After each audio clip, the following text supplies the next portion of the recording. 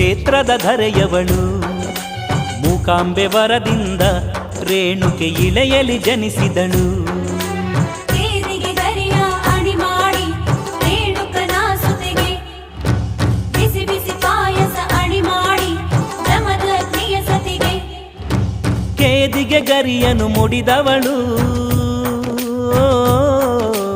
ಉಧೋ ಉಧೋ ಉಧೋ ಉಧೋ. ಕೇದಿಗೆ ಗರಿಯನು ಮುಡಿದವಳು. ಕೆಂಗಣ್ಣ ಋಷಿಯ ಸತೀವಳು. ಸತಿರತ್ನವಾದವಳು. ಸತಿಯ ರೀತಿಯ ಅರಿತವಳು. ಬಂಗಾರ ಗುಣದವಳು. ಭಾರ್ಗವ ರಾಮನ ತಾಯಿವಳು.